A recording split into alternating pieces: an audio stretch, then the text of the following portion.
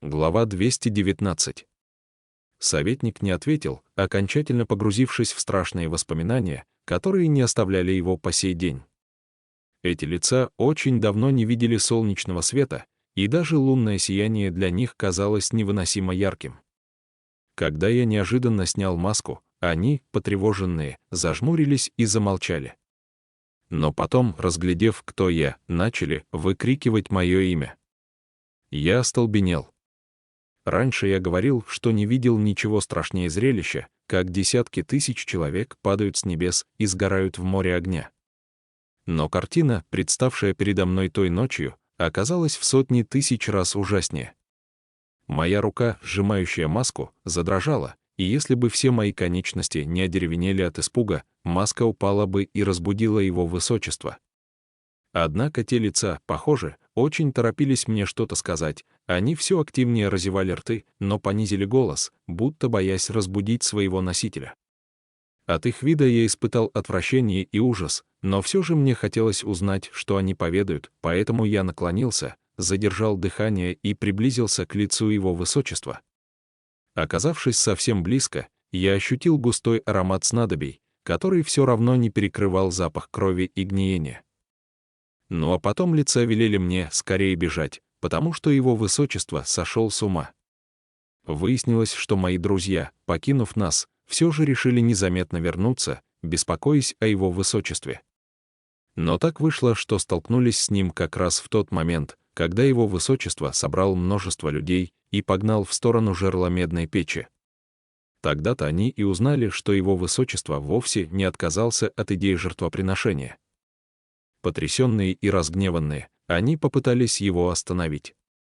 Завязалась битва, но никто и подумать не мог, что его высочество не остановится перед убийством и просто сбросит их троих в медную печь вместе с несколькими сотнями человек. Простые люди, сброшенные в жерло вулкана, разумеется, сразу обернулись пеплом, но трое моих друзей обладали немалым уровнем заклинательства, а кроме того, убитые его высочеством, запечатлели в душе ненависть и сильнейшее нежелание смириться. Тем самым их души обернулись паразитами на его теле, каждый день они осыпали его гневными порицаниями, требуя прекратить то, что он творил. Я слушал и слушал, при этом чувствовал ужас и растерянность, совершенно не представляя, как мне быть. В чем был ужас? Я и сам не мог точно сказать, что именно мне казалось более ужасным то, во что превратился его высочество, или все же эти существа на его лице.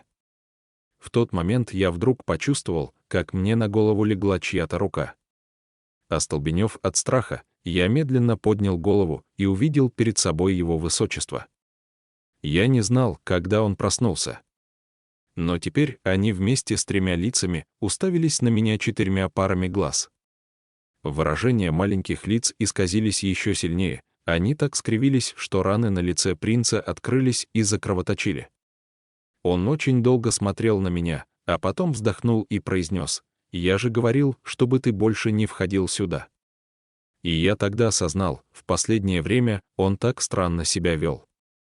Его высочество не смог смириться с изменениями на своем лице, как не выдержал и вида своего отражения, не похожего ни на человека, ни на демона. Поэтому он разбил зеркало, а кровь текла по его лицу, когда он пытался срезать лица. Раны никак не зарастали, отсюда и запах гниения. Но сколько бы раз они не избавлялся от них, они непременно возвращались. Советник закрыл ладонью пол лица, его зрачки резко сузились. Я упал на колени возле его кровати.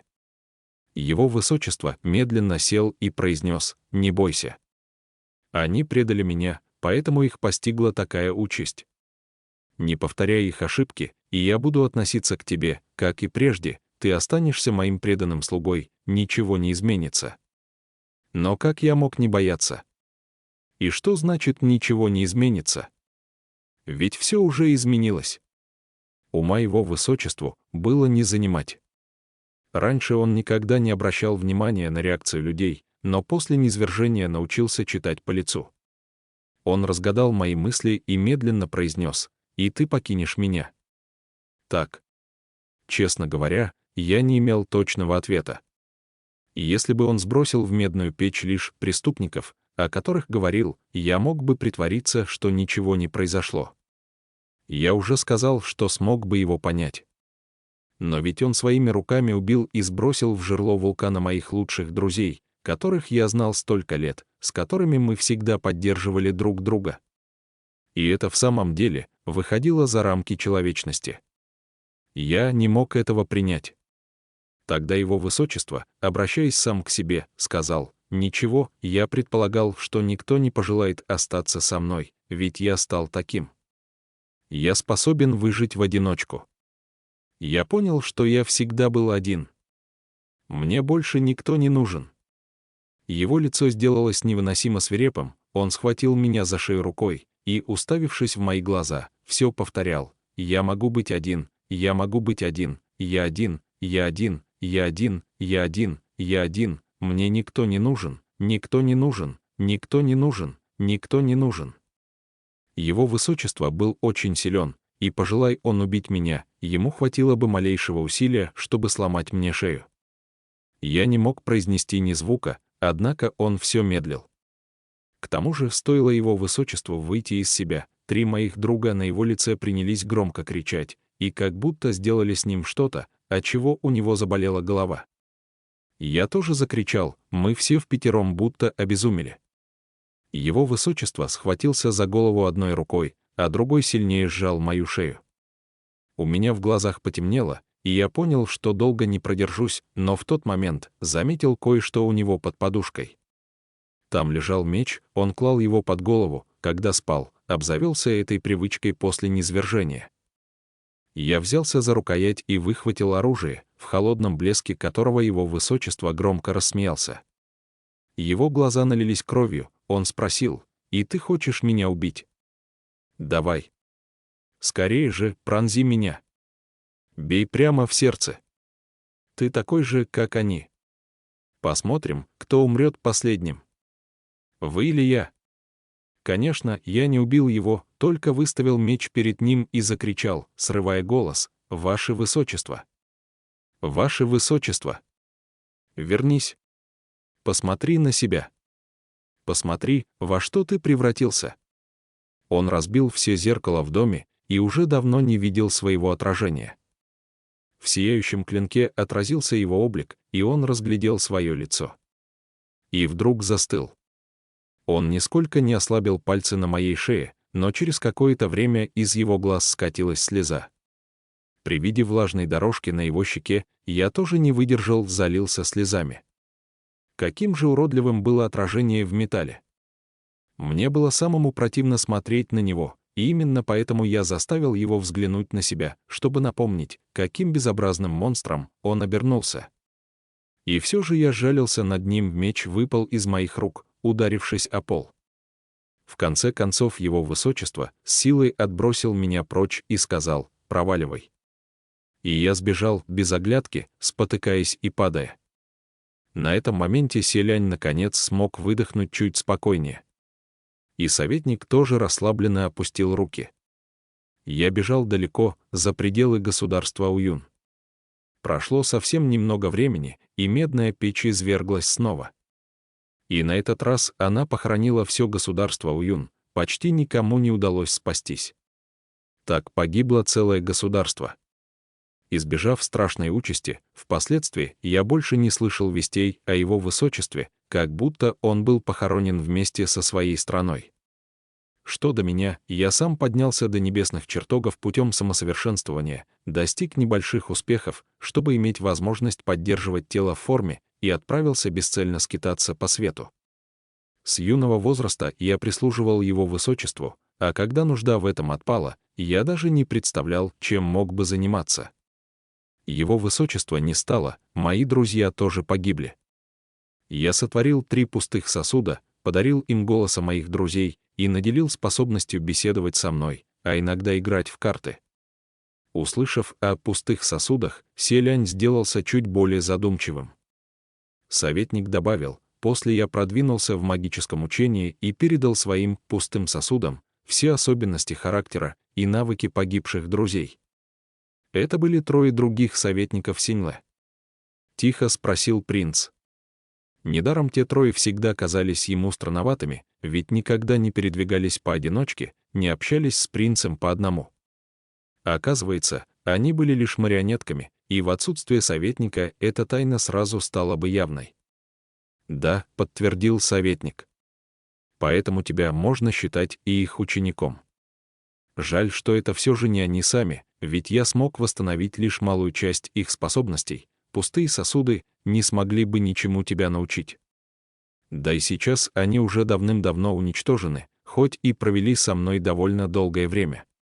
Еще через 100-другую лет пантеон небесных чертогов полностью сменился, всех прежних богов постигло падение, их постепенно заменили новые. Но это меня уже не касалось, я просто влачил жалкое существование, дожидаясь смерти. Покуда однажды в одном государстве не родился наследник престола. В день, когда звезда огня зажглась в созвездии сердца. И это были вы, ваше высочество, наследный принц государства Синьле. Но вот, история наконец приблизилась к главному. Пальцы селяня, лежащие на коленях, чуть поджались. Советник сидел в позе лотоса, скрестив руки на груди, и продолжал. Мне это показалось весьма интересным совпадением, знаком судьбы. Хотя со времени гибели государства у Юн прошло уже слишком много времени, и за столько лет наверняка встречаются подобные астрономические явления, никаким совпадением это назвать нельзя. И все же я, преследуя сам не зная какие цели, сменил имя, выбрав первое, что пришло в голову, и решил стать советником государства Синьле. Селянь подумал, так и знал, что имя выдумано наобум. Не думайте, что я с презрением отношусь к Синьле, но для меня оказалось слишком просто дослужиться там до советника.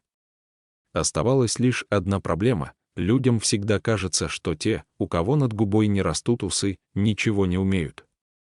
У молодых нет ни опыта, ни способностей, их не воспринимают всерьез. И если бы я отправился на экзамены в этом облике, боюсь, меня бы не пропустили дальше, поэтому я сменил лицо, сделав себя старше лет на 15-20. И в итоге произошло то, чего я и ожидал, меня приняли. Ну а будучи советником, я должен был напрямую общаться с чиновниками небесных чертогов. Так я и встретился с Цзюню. Внешне он сильно отличался от знакомого мне наследного принца Уюна, но все же я знал его слишком хорошо, и после нескольких разговоров с ним в меня закрались подозрения, которые пока оставались лишь подозрениями. К тому же, даже подозревая его, я не собирался ничего никому говорить. Он сильно изменился, и те лики исчезли с его лица. Я подумал тогда, что, должно быть, затаённая злоба моих друзей рассеялась, а если так, то нет нужды вновь ворошить прошлое и нарушать всеобщий покой. Притвориться, что я его не узнал, показалось мне неплохим решением. На вашем месте я бы, наверное, поступил так же, заметил Селянь. Но все же у меня не вышло скрываться до конца. Потому что мы оба увидели вас. Ваше Высочество, должно быть, догадываетесь, почему я возлагал на вас столь большие надежды. Вы очень похожи на него. Поэтому я питал чаяние, что вы станете тем человеком или божеством, каким хотел стать он. И сможете сделать то, чего он сделать не смог. Что вы своим совершенством восполните мои и его неудачи, о которых мы сожалели. Хуачен же спокойно возразил, вы ошибались с самого начала. Они нисколько не похожи. Советник, посмотрев на него, ответил, сейчас вы, конечно, можете так говорить. Но когда-то сходство существовало, и что самое страшное, сходство это было невероятным. Он вновь вернулся к Селяню. Когда вы в маске воина, радующего богов, спасли ребенка, упавшего с городской стены, меня это совсем не обрадовало. И не только потому, что из-за этого события прервалась церемония жертвоприношения. Ваш поступок слишком бросался в глаза и привлек внимание Цзюню. Он начал говорить со мной о вас, и каждый раз проявлял благосклонность, которая казалась мне неподобающей. Но я действительно видел, что вы очень понравились ему, как радуются люди, обнаружив талантливое дитя. Кроме того, он проявил намерение поднять вас на небеса, но каждый раз я под разными предлогами отговаривал его. Селяню тоже не очень хотелось верить, что отношение Цзюнь-У к нему было фальши во всем. Слушая рассказ советника, принц ощутил сложную палитру эмоций, которую трудно было выразить словами. Переломный момент случился на мосту Инянь. Услышав «на мосту Инянь», Селянь вернулся из своих мыслей. «Помните призрака, поселившегося на том мосту?» Селянь мрачно ответил: «Это был толчок для моего вознесения, конечно, я помню». Мне та встреча сразу показалась странной. Призрак бесчинствовал на разрушенном мосту в пустынной местности. Облаченный в сломанный доспех, с каждым шагом он оставлял на земле кровавые пламенеющие следы, а из тела, залитого кровью, торчали острые мечи. И еще те 3 вопроса, что он задавал. Все это заставило меня задуматься, однако я тогда не мог точно сказать, в чем же причина моего беспокойства. Ну а ты, одолев призрака, вскоре вознесся, и я так и не успел ничего понять. К счастью, после твоего вознесения Цзюнь-У относился к тебе по-прежнему благосклонно и очень внимательно, будто ничего не поменялось. И я сказал себе не выдумывать лишнего. А потом случилась великая засуха и мятеж в Юнане. И появилась та тварь, безликий Бай. Селянь задержал дыхание и сосредоточился, а советник продолжал: «Я уже говорил, что сначала не знал, что он такое. Даже впоследствии, когда разразилось поветрие ликов, меня лишь посещали смутные подозрения. Все же озлобленные духи часто паразитируют на телах своих обидчиков, просто раньше это явление не распространялось в таких масштабах.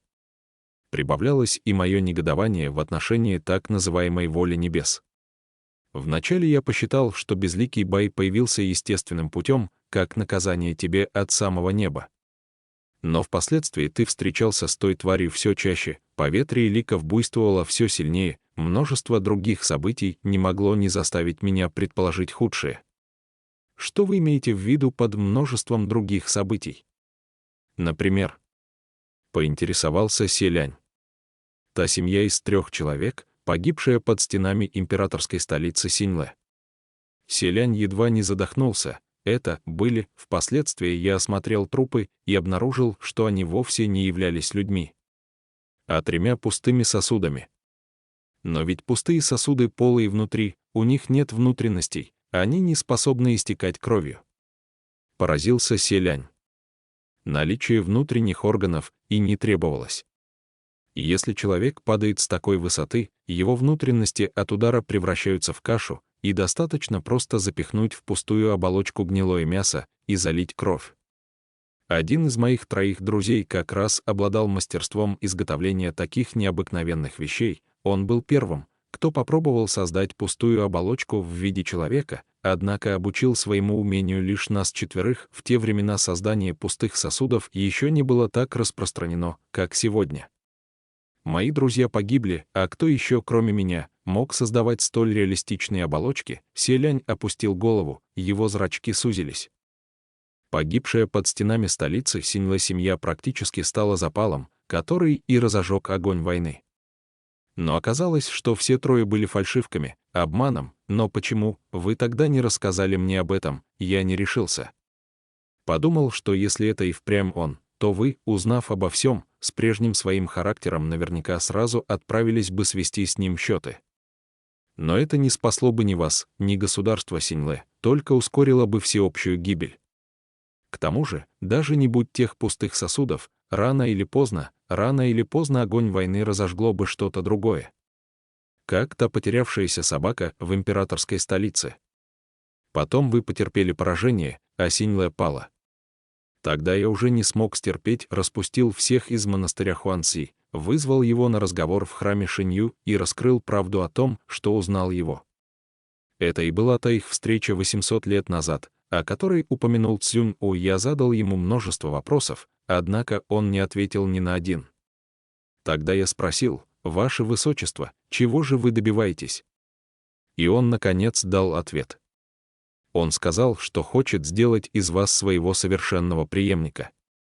Если на свете существовал кто-то, способный целиком и полностью его понять, то это были вы. И если бы ему это удалось, вы бы никогда его не предали. Я понял, что он имеет в виду. Мы так сильно разругались, что вновь подрались. Но мне нельзя было с ним биться, это означало для меня неминуемую смерть. Он мог задавить меня одним пальцем, но в тот момент он вдруг скривился и схватился за лицо. Меня это напугало, но потом я заметил, что на его лице снова проявились те жуткие лики. Значит, они не исчезли, он лишь при помощи магической силы подавил их. А теперь они вновь сбежали, только неизвестно, что стало причиной всплеск эмоций или мое присутствие. Мои друзья вмешались, отчего у него разболелась голова, а выражение лица сделалось пугающим, ну а я воспользовался моментом и сбежал. Мне снова пришлось скитаться по миру людей, на этот раз старательно скрываясь. Тогда я подумал, что сейчас творится на землях, когда-то принадлежащих государству Уюн. И отправился туда, чтобы увидеть все своими глазами. Но, к моему вящему удивлению, по возвращении туда я обнаружил нечто поразительное. Каким-то образом территория государства Уюн оказалась запечатана и отделена от внешнего мира. Я долго шел по ней, пока вновь не встретился со своими друзьями. Вы говорите о горных чудищах, старости, болезни и смерти, уточнил Селянь. Именно. Медная печь поглотила их тело, но прах, сожженный почти без остатка, смешался с вулканическим пеплом и оказался в воздухе. Со временем пепел оседал и накапливался, пока через многие сотни лет не обернулся 3 огромными горами, в которых оказались заключены части их душ. У меня ушло очень много времени на то, чтобы найти способ общаться с горными чудищами, но все же, достигнув успеха, я узнал много нового. Оказалось, что прошлое поколение божеств пало и забылось не само по себе. Их убили медленно, одного за другим. Он избавился от целого пантеона богов, не оставив никого. А мы в кровью небесной чертоги, он вернулся в мир людей и стал терпеливо ждать. Спустя какое-то время он взял новое имя, создал новую личность и, как человек, вознесся в очередной раз. Предыдущее поколение небесных чиновников погибло без остатка, никто не знал, кто он такой, также никому не было известно, кем он являлся раньше. Все те легенды, что ходят сейчас в миру о его происхождении, облике и характере, любые классические рассказы и забавные слухи — все это фальшивка. Ложь, которую он так скрупулезно сочинил. Теперешняя столица бессмертных — это новые небесные чертоги, построенные лично им и находящиеся полностью под его контролем. А тело и прах прошлого поколения богов смешаны с грязью и положены в ее фундамент, чтобы он мог каждодневно попирать их ногами. Вполне возможно, что и под вами сейчас покоится чей-нибудь прах. Советник продолжал. Теперешний он первый бог войны небесных чертогов, с виду озаренный ослепительным светом. Но в его душе сокрыта безграничная тьма. Обида, боль, гнев, ненависть — все это требовало выхода. Только так он мог сохранять равновесие и продолжать править во всех 3 мирах на постаменте первого бога войны, а не развязывать кровавую бойню. Прежнее государство Уюн превратилось в ад, а медная печь, которой он скормил бесчисленное множество живых людей и 3 назначенных им небесных чиновников, признала его своим хозяином. Поэтому он стал периодически выливать свои темные эмоции в медную печь и при помощи духов погибших жителей Уюна разжигал пламя преисподней и взращивал в том пламени множество ужасающих тварей. Способ создания тех тварей отличается от процесса рождения непревзойденных, верно? Спросил Селянь. Отличается, несомненно. Непревзойденные появились многим позднее, потому что он изменил способ взращивания. Что за способ взращивания, качество и количество? Советник бросил взгляд на Хуачена. Вам обоим наверняка известно, что непревзойденный может появиться раз в 100, а то и несколько сотен лет. И за раз рождается только один, поэтому их крайне мало и сложность становления непревзойденным весьма велика. Кроме того, прежнее воплощение непревзойденного — самостоятельное существо. Медная печь лишь предоставляет ему условия для ускорения прорыва. Те, кто наделен способностью стать непревзойденным, могут стать им в любой области. И рано или поздно становятся. Фактически звание Цзюэ «непревзойденный» произошло от слов «цзюэши», не имеющий равных в мире, и «цзюйдин» — высочайший пик. И оно не связано с прохождением через медную печь. Впрочем, любой, кто выдержал это испытание, действительно достоин носить этот венец. Поскольку таких практически не существует. По сей день вас ведь всего трое. Селянь посмотрел на сидящего рядом Хуачена, весьма удачно встретившись с ним взглядом. Не зная, почему тот посмотрел на него, принц все же слегка улыбнулся. Советник рассказывал дальше, но в самом начале порождения медной печи были вовсе не такими. Раз в несколько лет она извергала то десятки, то сотни тварей, целыми стаями. Вероятно, это было связано с его нестабильным характером. И порожденные таким образом создания формировались из его ненависти и затаенной злобы. Боюсь, о некоторых из них вам доводилось слышать. К примеру, истинный божок-пустослов. Истинный божок-пустослов тоже порождение медной печи. Да. Некоторые из тварей обзавелись собственным сознанием и отделились от его высочества, некоторые же не отделились и стали, можно сказать, его двойниками.